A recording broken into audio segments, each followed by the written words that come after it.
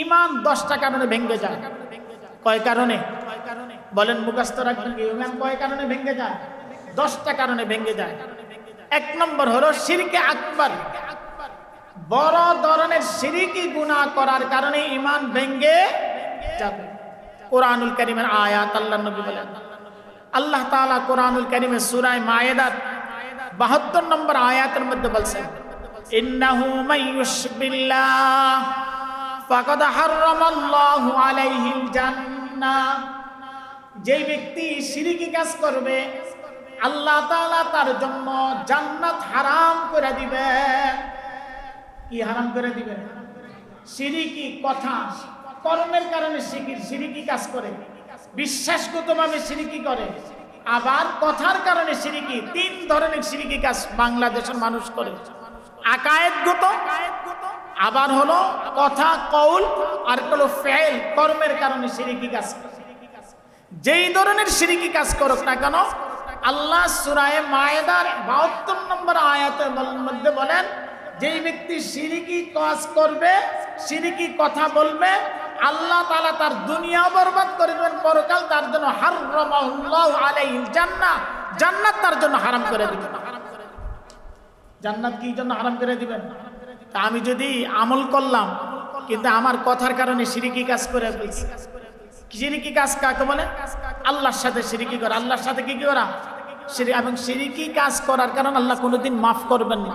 মানে আল্লাহর জাতগতভাবে আল্লাহর সাথে আরেকজনকে সমকক্ষ মনে করা, আল্লাহর সিফাতগতভাবে আরেকজনকে ওই আল্লাহর সিফাতটাকে গুণে গুণান্বিত করা। আমাদেরকে লালন পালন করেন কে? আমাদেরকে বাঁচিয়ে রাখছেন কে? আমাদের রিজিক দেন কে? কেউ যদি মনে করেন রিজিক দেন অমুক নবী, অমুক রসুল, অনেক ওলি, অমুক বাবা, তাহলে এটা কি শিরকি নাকি শিরকি না? বলেন, শিরকি গুনাহ নাকি শিরকি না? সেজদা দেওয়ার একমাত্র উপযুক্ত কে? আরো জোরে বলেন, আল্লাহ। একদম সাহাবী নবীর কাছে আসছেন, আপনাকে সেজদা দিতে চাই। আল্লাহ নবী বলেন, খবরদার, সেজদার উপযুক্ত একমাত্র কে? আল্লাহ। আমার মৃত্যুর পরও তোমরা সেজদা আমার কবরে দিবা না। আল্লাহ নবী সতর্ক করছেন। হ্যাঁ, যদি আল্লাহ নির্দেশ দিতেন কাউকে সেজদা দেওয়ার জন্য, তাহলে আমি নারীদেরকে বলতাম তারা যেন তার স্বামীকে কি করে? সেজদা করে, আনুগত্যের সেজদা করে। কিসের সেজদা করে? আনুগত্যের সেজদা করে। আজকে মাঝখানে একটা কথা বলি, আমরা যে কত শিরকি কাজ করি। আমাদের মসজিদে কয়েকদিন প্রায় বছরখানেক আগে আরব দেশের, একবার আরব কান্ট্রির মক্কারে একজন অরিজিনাল একটা জামাত আসছিল যারা আরবি। আমাদের এখান থেকে তারা গেছে শিমুলতলা মসজিদ। রাত্রিবেলায় আমাকে বাংলাদেশের যিনি তরজমান উনি ফোন দিলেন, হুজুর একটু আপনাকে ডাকছে। কেন? তারা এখানে থাকবে না। তা ওই মসজিদে থাকবে না তো ওখানে যোগাযোগ আমার কেন? ফতুয়া জিজ্ঞাসা করার জন্য। তারা আবার ওখানকার তাদের গ্রাম মুফতি তাদের সাথে যোগাযোগ করছে। সাক্ষী আছে, তবলিগের কোন সাথী ভাই আমাকে নিয়ে গেছে এলাকা। এটা বিশ্বাস করতে পারি। কেন? শিমুলতলা মসজিদের বাম ডাইন দিকে একটা কবর আছে, ওই কবরটাকে সামনে রেখে 2-3 জন লোক নামাজ পড়ে কিনা দেখছেন, আপনারা জানেন কিনা? এই যারা কবরটাকে সামনে রাখতেছে তারা বলতেছে এটা শিরকি কাজ করতেছে। কয় যুগ ধরে চলতেছে কাজ? অনেক দিন ধরে বুঝাইলাম, বইলে আসলাম, কে শুনবো কার কথা?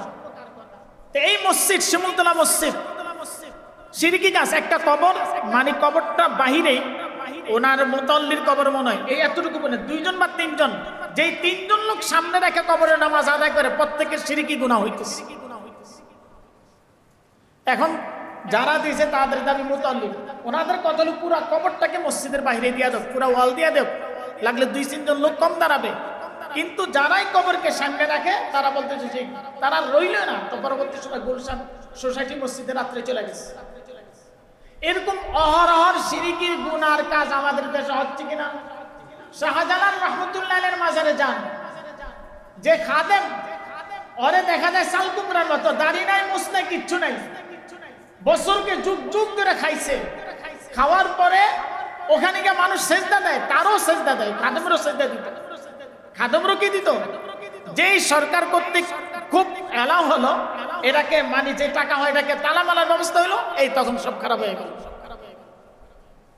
এরকম অসংখ্য কবরগুলা যেখানে মানুষ গিয়ে সেজদা করে, সেজদার উপযুক্ত একমাত্র কে? আরো জোরে বলেন কে? আল্লাহ কোরআনুল কারীমের মধ্যে বলেন, সূরা নিসা 48 নম্বর আয়াত, ইন্নাল্লাহা লা ইয়াগফিরু আন ইউশরাকা বিহি। আল্লাহ বলেন, যারা আল্লাহর সাথে শিরিক করবে আল্লাহ তাদেরকে কোনোদিন মাফ করবেন না, কোনোদিনই আল্লাহ মাফ করবেন না। আর আগের আয়াতে বলছেন সূরা মায়েদার 72 নম্বর, যে আল্লাহ তাদের জন্য জান্নাত হারাম করে দিয়েছে। সাহাবায়ে কেরামগণ এসে প্রশ্ন করলেন, আইয়ু যামবুন আকবার, ওগো আল্লাহর নবী সবচেয়ে বড় গুনাহ কোনটি? বলছেন আশিরকু বিল্লাহ। কার সাথে শিরিক করা? আল্লাহর সাথে। তাহলে ঈমান নষ্ট হয়ে যায় কি করার কারণে? শিরকি কথা, শিরকি বিশ্বাস এবং শিরকি কাজ করার কারণে ঈমান কি হয়ে যায়? নষ্ট হয়ে যায়। করতে পারিছেন বা আপনার কিছুক্ষণ পরে বিপদ আসছে আপনার ঘরে, আপনার স্ত্রী বলে উঠলো, হায় হায় কিছুক্ষণ আগে দেখছি কাউয়াটা কাকটা আমার ঘরের সালে আইসা কা কা কা কা করতে, এই জন্য মনে আল্লাহ বিপদটা দিচ্ছে। এটা কি কথা?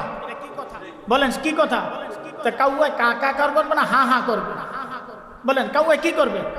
কা কা করবে। তা কাকের ডাকের কারণে কি বিপদ আসে না? বিপদ দেয় কে? আল্লাহ। কিন্তু কথা একটা বলে ফেলছে, শিরকি গুনাহ। এখান থেকে যদি সে ঈমানকে নবায়ন না করে, তার ওই শিরকি পর্যায়ে তার ওই আমল যতই করুক কাজ হবে না। তো ঈমান নষ্ট হয় কয় কারণে? 10 কারণে। বলেন ঈমান নষ্ট হয় কয় কারণে? 1 নম্বরে কার সাথে শিরিক করা? আল্লাহর সাথে শিরিক করা। 2 নম্বর, আল্লাহকে পাওয়ার জন্য মিডিয়া, নবী রাসূল কোরআন এবং হাদিস ছাড়া, ইজমা কিয়াস ছাড়া কোন মিডিয়াকে সাব্যস্ত করা, মানে কোন দেবতাকে, কোন পীরকে আল্লাহকে পাওয়ার জন্য মাধ্যম সাব্যস্ত করা, এটা কি ঈমান নষ্টের কারণ? এটা কি ঈমান নষ্টের কারণ? নাকিসুল ঈমান, ঈমান নষ্ট হয়ে যায়। বুত মূর্তি পূজা, যে কার্তিক অমুক দেয় বৃষ্টি দেয়, অমুক ওইটা দেয়, ওই মূর্তি ওইটা দেয়, এই সমস্ত এগুলা করার কারণে তারা মুশরিক। এই কারণে তারা কি মুশরিক।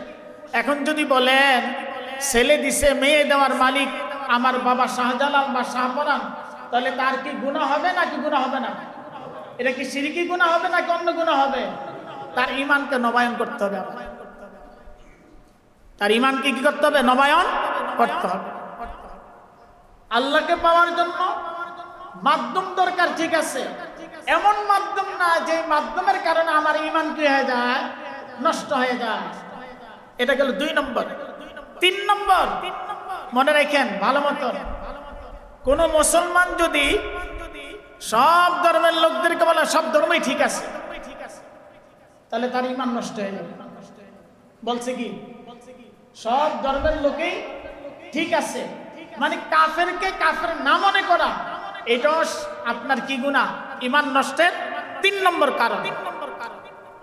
অনেক মুসলমান আছে, হ্যাঁ এই খ্রিস্টান ধর্ম তো ঠিকই আছে, ও আচ্ছা হিন্দু ধর্ম তো ঠিকই আছে, এই কথা বলে ফেলছে, অমুক ধর্ম তো ঠিকই আছে।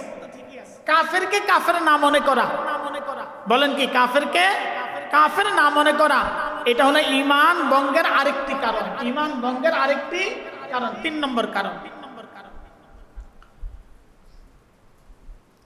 যেমন আল্লাহ নবী সাল্লাল্লাহু আলাইহি সাল্লাম বলছেন, একটা হাদিস আছে বুখারী শরীফের 3535, ইন্না মাসালি ওয়া মাসালুল আম্বিয়া মিন ক্বাবলি কামাসালি রাজুলিন বানা বাইতান। একজন ব্যক্তি একটা ঘর বানাইছে, আল্লাহ নবী উদাহরণ দেন।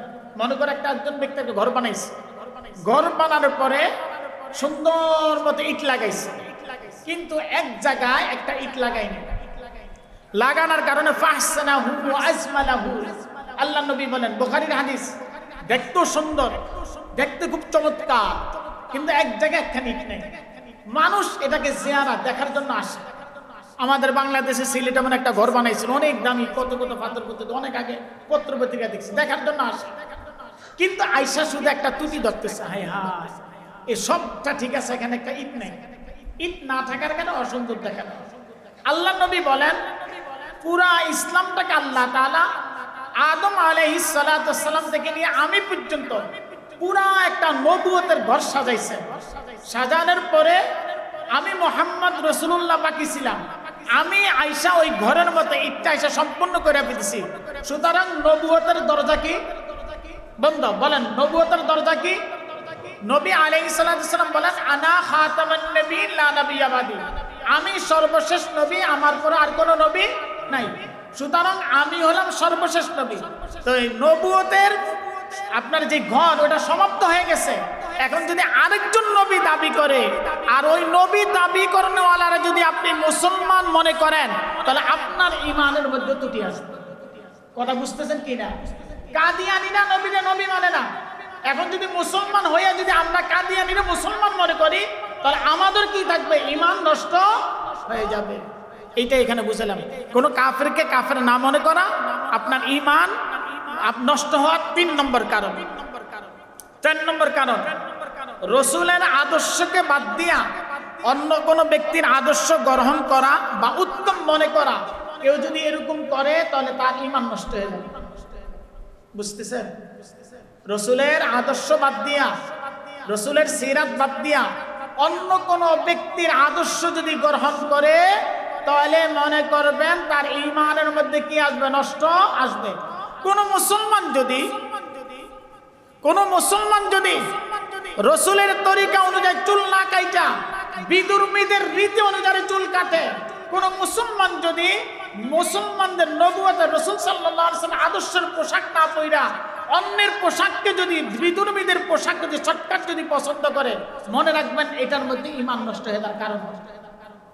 খুব সাবধান যে রাসূল আকরাম সাল্লাল্লাহু আলাইহি ওয়াসাল্লাম আল্লাহ রাসূলের আদর্শ বাদ দিয়ে যদি অন্য কোন ব্যক্তির আদর্শ গ্রহণ করে, উত্তম মনে করে, মানে রাসূলের আদর্শটাকে উত্তম মনে করলো না, বিদুর্মীদের কোন আদর্শকে উত্তম মনে করলো, তাহলে তার ঈমান নষ্ট হয়ে যাবে। 5 নম্বর, আল্লাহ এবং আল্লাহ রাসূলের বিধিবিধান অপছন্দ করা বা বাদ দেওয়া, ঘৃণা করা, কোন অংশকে না মানা, তাহলে সেটাও আপনার ঈমান নষ্টের কারণ হবে। আপনি কি করলেন? আল্লাহ এবং আল্লাহ রাসূল বললেন নামাজ পড়ছি, তোর কবলা জুমা 4 রাকাত সুন্নাত নাই, বাদাল জুমা 4 রাকাত সুন্নাত নাই। দত্তরি এত কত বসে থাকে কে? এই যে ঘৃণা দূর করছেন, ঈমান কি হয়ে যাবে? বলেন ঈমান কি হয়ে যাবে? নষ্ট হয়ে যাবে। অপছন্দ করছেন, ঘৃণা করছেন। খুব সাবধান। কথার মাধ্যমে, কাজের মাধ্যমে, বিশ্বাসের মাধ্যমে, যদি 3টার যে কোনো একটার মাধ্যমে হোক, আপনার ঈমান নষ্ট হয়ে যাবে। 10 কারণ। 10টা কারণের মধ্যে 1 নম্বর হলো, 5 নম্বর আল্লাহ রাসূলের বিধিবিধান অপছন্দ করা বা বাদ দেওয়া বা ঘৃণা করা, বা কোনো অংশকে আপনার কাছে এটা পছন্দ, ওইটা অপছন্দ লাগতেছে, আপনি অপছন্দ করতেছেন, ঘৃণা করতেছেন। এই ঘৃণা করার কারণে আপনার ঈমান নষ্ট হয়ে যাবে।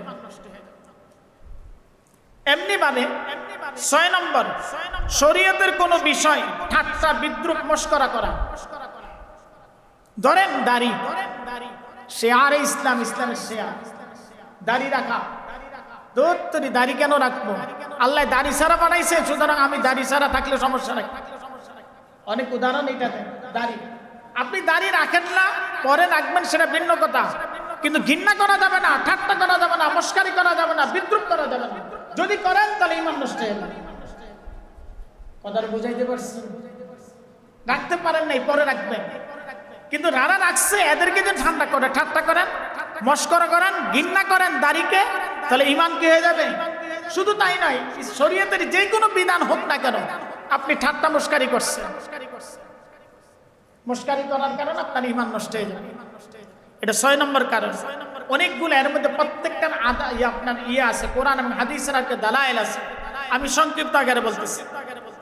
7 নম্বর, ইসলামের শত্রুদেরকে সাহায্য করার কারণে, কোন মুসলমান যদি ইসলামের শত্রুদেরকে সাহায্য করে, তাহলে তার ঈমান নষ্ট হয়ে যাবে। কোন মুসলমান ইসলামের শত্রুদেরকে সাহায্য করতে পারে? মনে করেন কোন মুসলমান ইসলামের শত্রুদের কি করতে পারে না? সাহায্য করতে পারে না। সুতরাং ইসলামের শত্রুদের যে সমস্ত পণ্যগুলো আছে, মুসলমান হিসাবে আমাদের ওই সমস্ত ইসলামী শত্রুদের পণ্যগুলা কি করা, বর্জন করা নাকি গ্রহণ করা? বলেন, বর্জন করব না গ্রহণ করব? বর্জন করা। 8 নম্বর, যারা মনে করে ইসলামের বিধিবিধান পালন করা লাগে না। এক শ্রেণীর লোক আছে, দৌড় নামাজ পড়া লাগে না, হজ করা লাগে না, পীরের কবরের কাছে আইসা যদি 7 বার ঘুরে তাহলে হজের সওয়াব পাওয়া যাবে। নাউজুবিল্লাহ। বাংলাদেশের লোক আছে এরকম, পীর আসেনি? নামাজ পড়া লাগে না, নামাজ রোজা কিছুই নাই, তো নামাজও লাগবে না, কিছুই লাগবে না, শুধু খালি পীরের দরবারে হাজিরা দিলেই চলবে বা সকাল বিকাল জিকির করলেই চলবে। তাহলে তার ঈমান থাকবে? তার ঈমান থাকবে না। এই কথা যদি কেউ বলে যে নামাজ পড়ার দরকার নাই, রোজা রাখার দরকার নাই, এই কথা বলার কারণে তার কি থাকবে? ঈমান চলে যাবে। ঈমানকে আবার নবায়ন করতে হবে।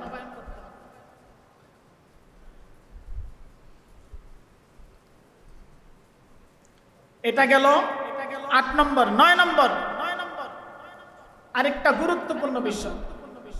মানুষ যখন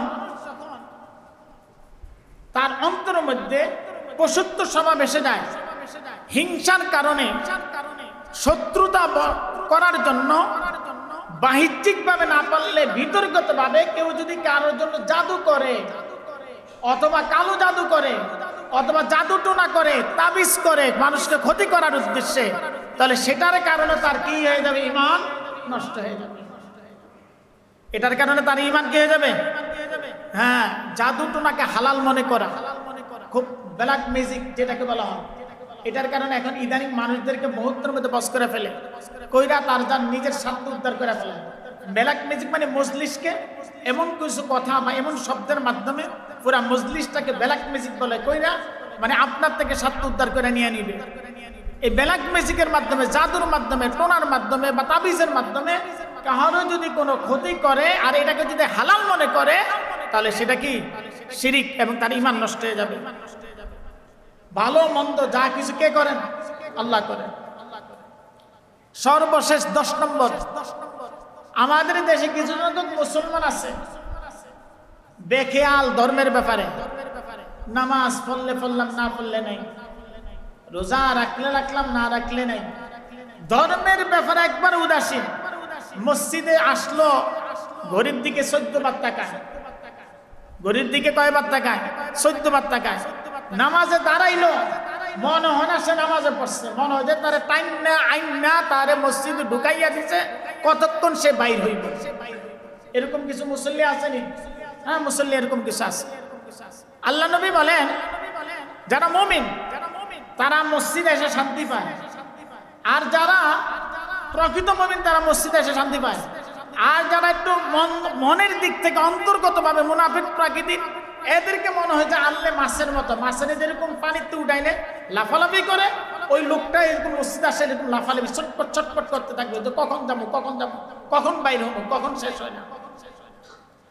ধর্মের ব্যাপারে উদাসীন, পর্দার ব্যাপারে উদাসীন, হালালের ব্যাপারে উদাসীন, হারামের ব্যাপারে উদাসীন। হালাল হারামের কোনো পার্থক্য নাই, পর্দার কোনো পার্থক্য নাই, এবং কুফর শিরকের ব্যাপারে কোনো, এই যেমনিটা ব্যাপার ধর্মের ব্যাপারে তাহলে তারও কিন্তু ঈমান নষ্ট হয়ে যাবে। এই ঈমান নষ্ট অবস্থায় 10টি কারণে ঈমান নষ্ট হয়। এই নষ্টের কারণে যদি সে নতুন করে আবার কালিমা তওবাতিল্লাহ করে কালিমা না পড়ে যতই ইবাদত করো, তার মৃত্যু হবে শিরকি অবস্থা। খুব সাবধান। নামাজ এরকম ভাঙ্গা গেলে পুনরায় নামাজ পড়তে হয়, রোজা এরকম ভাঙ্গা ফেললে পুনরায় কাজা করতে হয়, উজু ভাঙ্গা গেলে পুনরায় উজু করতে হয়। ঠিক তেমনি ঈমানও যদি ভাঙ্গা যায় পুনরায় আপনার ঈমান আনতে হইব, না আনলে আপনার আর ঈমান নবায়ন হবে না।